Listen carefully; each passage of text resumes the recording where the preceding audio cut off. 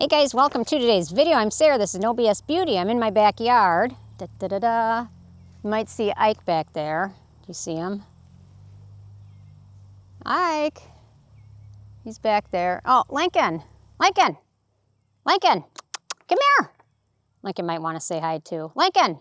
I guess not. He's staring at me confused. Anyway, you can see we lost a pear tree in the last storms. But for today, I thought I would talk about who owns your favorite small brands, who's cashing in on them. Last week I did one on K-Beauty, so today I thought I'd do one just on the brands that were started out as small brands and see who still owns them and who owns what that was sold. So, okay, I'm gonna stay in the shade. I like the shade a little bit better. And I'm outside because they're working on our house kitchen still. So, okay, number one is Youth to the People. Anybody remember this brand at Sephora? It was founded in 2015 by two cousins, and they were inspired by their grandmother's legacy in skincare to start this brand. And so they have a lot of hit products. Their cleanser was huge. There's, I think, a superfruit cleanser, glass packaging, things like that. They were kind of like an eco-friendly brand.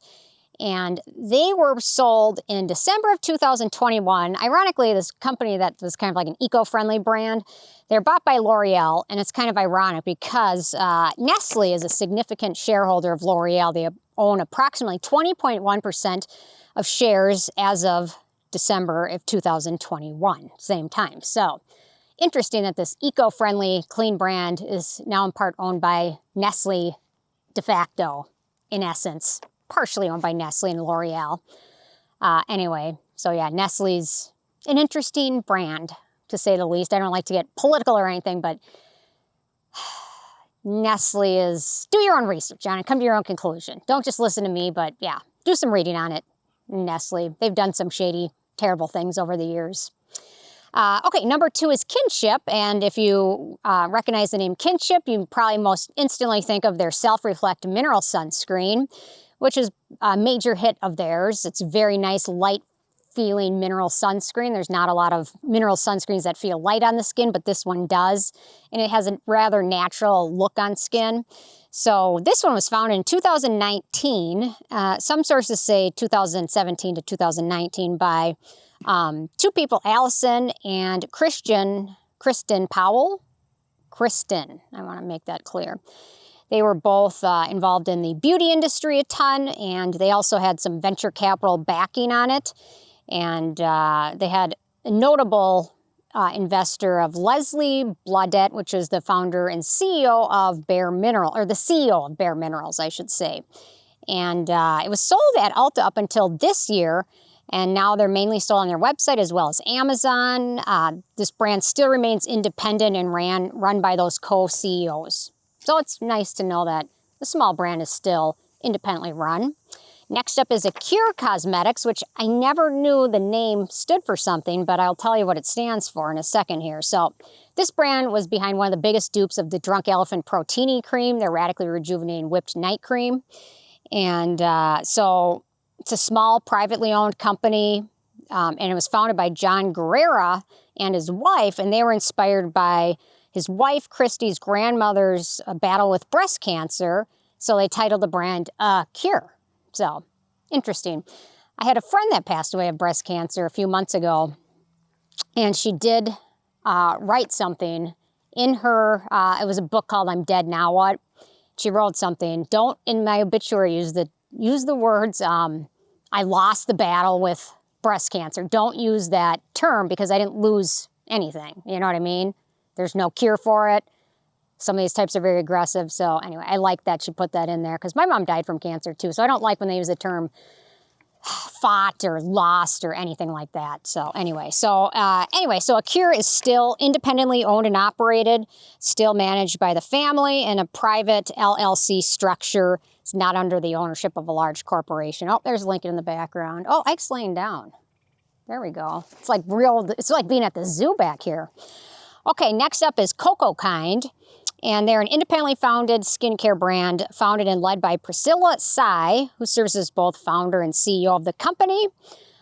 In the brand Coco, they have some really nice products. They're a clean, inspired beauty brand, which clean doesn't, it's an advertising you know, more of an advertising than anything else, but they're still under Priscilla Tsai's vision and ownership. So, yeah, so they have no affiliation with any major beauty brands or any of the major beauty players. They prefer to be considered a clean beauty brand. Okay, next up is another brand most of you have heard of, Glossier, which is now sold at Sephora. It was founded in 2014 by Emily Weiss, I don't know. In Minnesota, Wisconsin, we pronounce Weiss with Weiss sometimes. Honey Weiss or Honey Weiss, yeah. Anyway, so she originally launched a beauty blog, Into the Gloss, which inspired her to start this skincare company. And it raised significant fundings. It raised about $260 million in venture capital funding to get started with major investors, a lot of companies I'd never heard of. As of now, no single corporate conglomerate owns Glossier. Ownership is distributed amongst its founders and the initial investors of $260 million. Okay, next up I got 3 more. Next up is Derma E, which is sold at Ulta. Derma E was co-founded, actually I did not know this brand went this far back, 1984 by David Stern and Dr. Linda Miles, who continue to serve as the brand. She's the chief formulator. The brand, they ran it out of Simi Valley, California. I did not have any idea this brand went back, what is that, 41 years. Wow, that's crazy. I did not know that. But anyway, in 2018, Topix Pharmaceuticals acquired Derma E, integrating the natural and eco-conscious skincare brand into its portfolio while keeping operations based in Simi Valley, California. Topix Pharmaceuticals is a privately held company owned by New Mountain Capital, a New York-based private equity firm that is responsible for a portfolio of over $20 billion. So Derma E is bought up by a huge brand, which starts to make sense because some of their packaging and marketing has changed a little bit lately, so it makes sense. It was bought about 7 years ago. But they had some interesting products. Most of it was pretty friendly, although I was not a big fan. They had a peptide anti-aging serum that was mislabeled. Didn't list the fragrance on the package. That was always pretty convenient, I thought. Anyway, okay, next up is Kula. Kula was founded in 2007 by Chris Birchby, a California-based entrepreneur. He started the brand with the goal of creating organic, eco-conscious sunscreen products that combine sun protection with skincare benefits, emphasizing natural ingredients and environmental responsibility. And again, just like a lot of these, in 2019, SC Johnson acquired a majority stake in Kula, which also coincides with a lot of their packaging and marketing changes as well. Sometimes when things dramatically change, there's usually a reason why. So, yeah, so in California, based eco-conscious sunscreen brand, founded in 2007. Prior to the acquisition, Kula had approximately $30 million in annual sales and was sold at retailers such as Sephora, Nordstrom, and Amazon. And I don't know where it's sold right now. I don't know if it's at any of the major Ulta or Sephora any longer. It's probably because SC Johnson owns it. They're a huge company. And for today, last but not least, is Pharmacy. Pharmacy Beauty was founded in 2015 by entrepreneur David Chung.